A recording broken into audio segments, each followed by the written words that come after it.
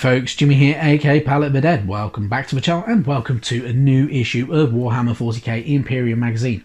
Now, as per usual, if you like these videos, hit the like button, subscribe to the channel if you haven't already, and of course, drop a comment down below. I love hearing back from you guys, and it goes an absolute massive way to help the channel too. Now, before we jump into this week's issue, of course, last week in the video you would have noticed that I had, and I would have mentioned it, that I had a duplicate sprue from the week before. So issue 10 I had the same sprue that I got with issue 9, so now I'm left with 8 Necron Warriors and 4 sets of Scarabs, because that's not what we're supposed to be getting. We should be getting 3 sets of Scarabs and then 10 Necron Warriors from them 2 issues. If you're like me, you're waiting on an update or anything like that from good old Hatchet Partworks. Hatchet Partworks are aware of the problem and they are looking into it. From the emails I've been sent, they just literally asked me for my name and address, and they'd be back in touch with me once they've figured out a solution. Whatever that solution could be, who knows? But fingers crossed they get it sorted. I'm in kind of a semi-lucky position that somebody gave me a recruit edition of 40k, and I also have, so I do actually have that sprue, so I can paint up all the models if I wanted to, and I'll just have spare later on.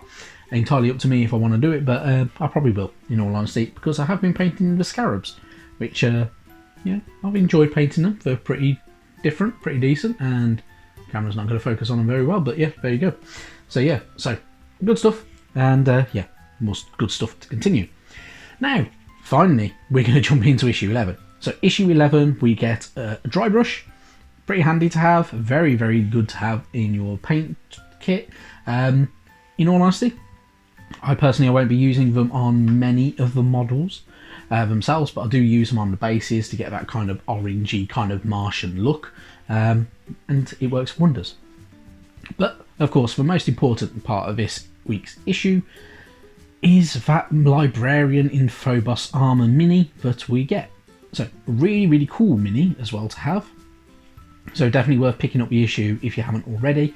And of course, a pretty damn good one that a lot of scalpers will be after because they'll be looking to sell that sprue. But yeah, really, really good stuff. I'm looking forward to painting this guy up because he looks pretty damn cool, and I like the look of what he's wearing, the kind of cloak and everything like that as well. So really, really good stuff. Now, jumping into the issue itself, we are of course greeted by the Librarian in Phobos Armour. They are stealthy, psychic warriors. So the Librarians are the Space Marines' psychic warriors. They use their potent warp talents to empower their brothers and destroy their opponents. Librarians who serve in vanguard formations wear Phobos armour and specialise in psychic disciplines of stealth and misdirection. So, they have a psychic hood, which kind of goes over the top of their head essentially, and kind of helps protect them. So all Librarians wear these devices when they go to battle. A psychic hood amplifies the psychic power of the wearer and protects them against enemy psykers. They also wear camo cloaks as well, so the cameline or cameoline cloaks shift colour to match their surroundings and camouflage the wearer. So if you are painting up a Martian surface, it might be worth kind of making a reddy browny camo. Yeah, might be worth a trick. They also carry 4 swords as well, so the Librarian can channel the destructive energies of the warp through this blade and into the bodies of his victims. They also carry the Librarius keys, which they are to the chambers and archives of Librarius in which they serve.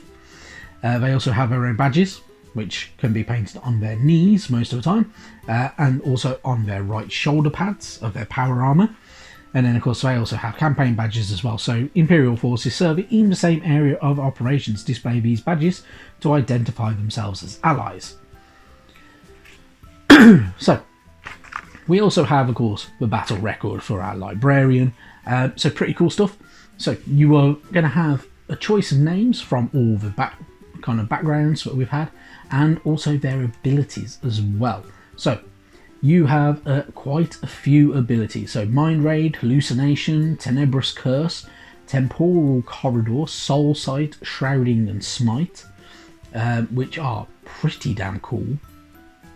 And also your Librarian has a rank. So Make sure you're rolling your d6 to get your rank for your Librarian, and you'll get some really cool stuff out of it. And of course, you get to name the weapon, which is always a really cool bit to kind of add a bit more kind of taste and flavour and uniqueness to your battles. Then we have information about forces. So each Space Marine chapter has its own Librarius, a group of warrior mystics and scholars. Space Marine Librarians have spent decades mastering their psychic talents to lead their chapter wisdom and fearsome power in battle. Lend, should I say, not lead. The doors of Librarius are sealed with arcane symbols and psychic wards. In the chambers beyond, the Space Marine Librarians see to their duties. A Librarian must constantly hone his mind and body through a combination of meditation, psychic training, and combat practice. Such training is necessary for the Librarian's greatest foes, the foul abominations of war, are ever watchful for weakness. So of course, with psychic abilities in 40k universe, it's very open to good old the forces of chaos coming from out of the warp, which is the kind of the sub-realm in between kind of dimensions. And of course they have psychic disciplines as well, so they have a lexicanum, acolytes, codicea, epistolary, and chief librarian as come about ranks. They have a load of disciplines as well, so whether they are kind of able to kind of alter the flow of time, summoning ranging infernos and more, and doing a lot of bits and pieces like that, so really good stuff. But of course they are not the only psychic abilities or magical abilities within 40k. There are psykers for pretty much every race as well, so really good stuff. Then we have the Eldrick's Artifice, which is kind of giving you war gear for the Necrons. So the armories of the Necron race are filled with technology that predates the very birth of the human race.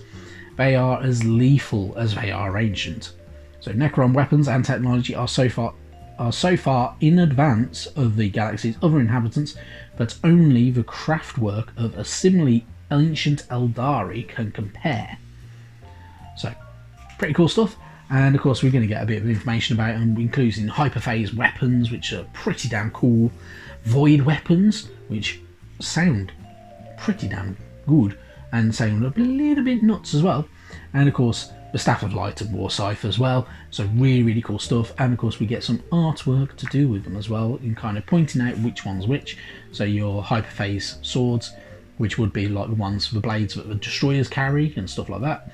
Void blades are pretty damn cool looking as well and have a bit of a unique look to them. The Rod of the Covenant, Staff of Light, War Scythe and Dispersion Shield are all part of their melee weapons and their weaponry, and all the good bits that you need for the Necrons as well. So if Necrons are your thing, you're going to need to look at the weapons and kind of make sure you're fitting them in, and that kind of gives you a bit of background of how they work as well and what they do and their abilities. With your how to build section, of course, you're going to build up your Librarian. You will need glue. Trim off the excess plastic. If you have a mold line remover, this will be very easy. If not, be very careful with a sharp blade. And yeah, you can get some gun, or if you have some, use some modeling files. Modeling files, you can get them from Amazon, eBay, or a lot of other places as well. Even good old Games Workshop sell them. So you could be worth popping down and picking some up, and just to get the trim off and everything like that, so you get a nice really nice fit to all your models, and it makes them look a little bit prettier as well without having a horrible little line along them. But otherwise you're going to be building more. He's got a couple of accessories to put on him, so like the little pack that he has on the back, and of course his backpack, and of course you have multiple components as well. Have fun with it. Build it up. You got a 40mm base, which of course has a little kind of pad that it kind of stands on, but yeah, keeps you going, and yeah, it'll be good fun with that one. Your how to paint section is slightly different, so you're going to be using your Abaddon Black as the base coat, which is completely different from what they've told you before. So with the Phobos Armour, because it is completely different, it probably would be best to follow that and go for the Abaddon Black, so you get all the shading in there, and then follow your step by step. So your MacLeod Blue, your Mechanica Standard Grey for that cloak, and you will be able to change from the cloak up a bit as well, and then of course all your other bits and pieces, your gold, your whites and everything like that, and you'll kind of leave it there. Painting up the extra bits of like any camo or anything like that depends on how you're painting them up and where you're going to kind of position them in the galaxy essentially. So if you are painting up a Martian surface, it might be best, as I say, to have a red, brown, orange cloak, because then that kind of fits in more with that kind of fiery camo. You can find versions of red camo around. It was I'm not gonna lie, it was a thing in the 90s.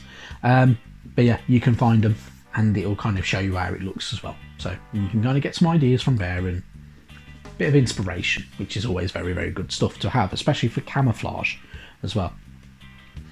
Then you got your playthrough. So this is playthrough 11. So this is your psychic assault. So you are using your scarabs, your royal warden, just going up against that librarian on a large battle mat, and it'll give you a bit of fun. So your kind of task as the librarian is to destroy the Necrons, and of course if you are the Necrons, your task is to actually destroy and devour the librarian and kind of utilize that flesh in your ranks. So really, really cool stuff. So you have some abilities. So you do have the bolt pistol and the force sword mentioned. It does kind of give you a little bit of stuff as well. So you have your psychic abilities, which it will kind of go through, which is mainly smite, but it's going to try and teach you to use, which is a pretty handy way of doing it as well, because if they chucked all the rules at you for all the abilities, then in all honesty it's going to be very, very confusing. It's going to be a bit horrible, and it's not going to be enjoyable to use them. So really, really good stuff though. An enjoyable playthrough, so definitely worth a blast at that one, and it will teach you how to use these psychic abilities in a lot of in your games, and you get to have a bit of fun, which is really, really good as well. Now, moving on to next week, we have another paint issue. So we have good old Screamer Pink, we have Canaptech Alloy, and we have Agrax Earthshade, which Agrax Earthshade, very, very handy to have, and will keep you going for quite a while as well. And Screamer Pink always looks very, very nice in a lot of colours as well, so it can be very, very good for a lot of colour schemes. Then issue 13, we get 5 Assault Intercessors to kind of add to our ranks for the Space Marines, which will be really, really good stuff. We get more information on the origins of the Necrons, and we also get new fight phase rules as well to utilise in the game. And yeah, it's all coming along nicely, isn't it? So really, really good stuff. A lot of good stuff to look forward to, and I'm getting into 40k now, and it's it's enjoyable. I'm enjoying painting the models, which is really, really good stuff, and definitely enjoying more than I thought I would. So really cool. Looking forward to carrying on with the magazine and getting going with it, and of course I hope you are too.